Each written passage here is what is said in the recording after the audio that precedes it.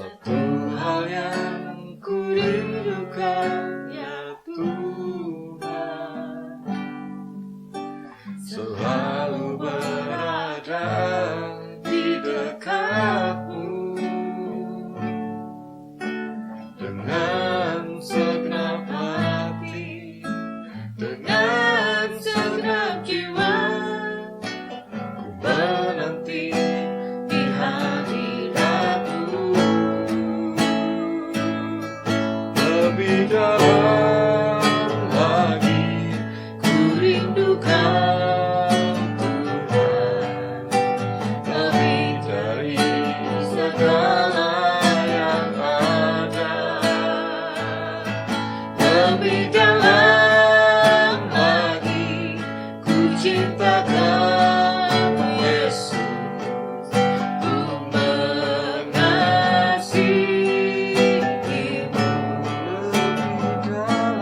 Lebih dalam lagi ku rindukan Tuhan, lebih dari segala yang ada. Lebih dalam lagi ku cinta Kau Yesus, ku mengasihimu.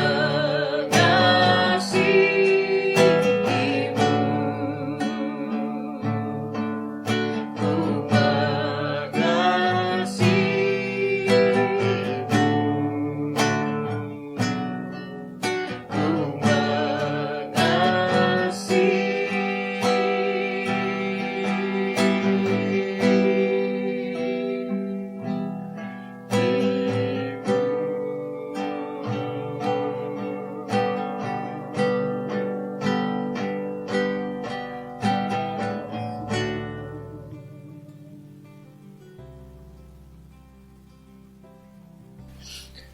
Shalom. Hai, video yang sekarang ini adalah tentang lebih dalam lagi. Falling in love. Nah, gitu. Falling in love. Jadi kalau kemarin kita tidak kenal maka nggak sayang, sekarang setelah sayang jadi jatuh cinta. Dari apa yang kami alami bersama, lama-lama jadi merasa cocok dan lain sebagainya. Ya, sebetulnya lebih dari itu akhirnya menjadi jatuh cinta itu. Namanya jadi cocok, kemudian menggali lebih dalam lagi, ini belahan hatiku bukan sih? Ataukah tulang rusukku? Itulah kenapa kita bisa falling in love. Ya. Falling in love. Saya mengerti dia, saya tahu hal-hal yang menarik dari dia, dan saya kemudian jatuh cinta kepadanya. Ada yang orang memerlukan proses pengenalan yang lebih lama, lebih panjang. No problem gitu. Tetapi tetaplah menggali lebih dalam tentang pribadi yang ingin kita kenal. Nah, salah satunya bagaimana? Salah satunya kita mau belajar dari Maria. Kita belajar dari Maria, dari Lukas 10, ayat 38 sampai dengan yang ke-42, tentang Maria dan Marta. Saya bacakan ya. Ketika Yesus dan murid-muridnya dalam perjalanan, tibalah ia di sebuah kampung. Seorang perempuan yang bernama Marta menerima dia di rumahnya. Perempuan itu mempunyai seorang saudara yang bernama Maria. Maria ini duduk dekat kaki Tuhan dan terus mendengarkan perkataannya. Sedang Marta sibuk sekali melayani. Ia mendekati Yesus dan berkata, "Tuhan, tidakkah Engkau peduli bahwa saudaraku membiarkan aku melayani seorang diri? Suruhlah dia membantu aku." Tetapi Tuhan menjawabnya, "Marta, Marta, engkau khawatir dan menyusahkan diri dengan banyak perkara, tetapi hanya satu saja yang perlu. Maria telah memilih bagian yang terbaik yang tidak akan diambil daripadanya." Apa yang kita pelajari dari sini? Maria tidak memilih yang lain-lain. Maria memilih untuk duduk dekat dan mendengar perkataannya. Ketika kita jatuh cinta, berjuta rasanya, kita akan berusaha untuk dekat-dekat dengan orang itu, gitu kan? Selalu mendekat, mencari cara untuk semakin dekat, Dan ketika kita jatuh cinta dengan seseorang, kita akan bersedia mendengarkan segala curhatannya, keluh kesahnya, kecerewetannya bahkan sekalipun. Benar kan? Bener. Bener nggak? Dan Tuhan juga mengatakan bahwa di ayat yang ke-42, tetapi hanya satu saja yang perlu. Maria telah memilih bagian yang terbaik, yang tidak akan diambil daripadanya. Itulah satu bukti mencintai. Saat kita jatuh cinta, saat kita mencintai, itu rasanya kita juga perlu tahu sebetulnya apa yang disukai oleh orang yang kita cintai. Dalam hal yang tadi, dalam pembacaan firman yang disampaikan oleh istri saya, tadi disampaikan bahwa Tuhan Yesus lebih menyukai apa yang dilakukan oleh Maria, sehingga Tuhan Yesus mengatakan bahwa Maria memilih bagian yang terbaik yang tidak akan diambil daripadanya gitu. Kalau Marta melakukan hal tersebut, apakah Marta melakukan hal yang salah? Enggak. Marta enggak melakukan hal yang salah. Marta melakukan hal yang baik. Marta melayani.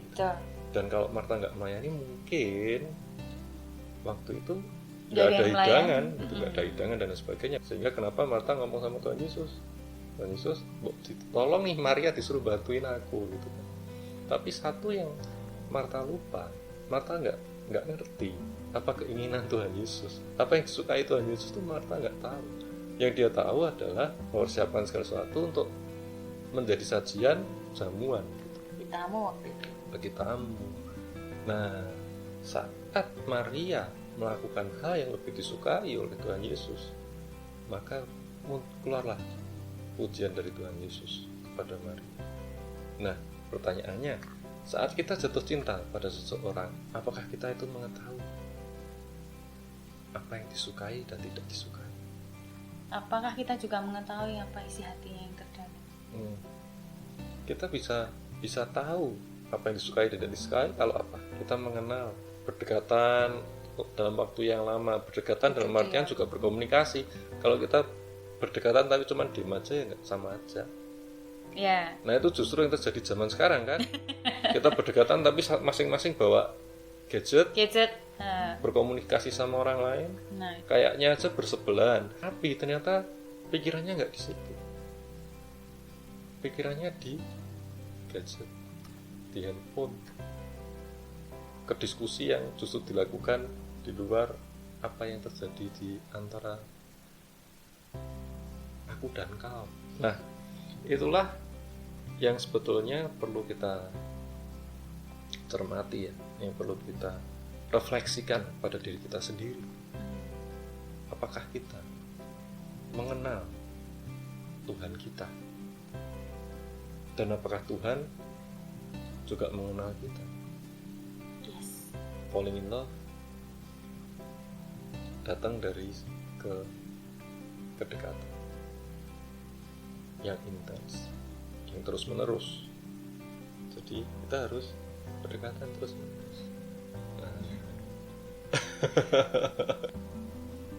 Mencintai itu butuh bukti.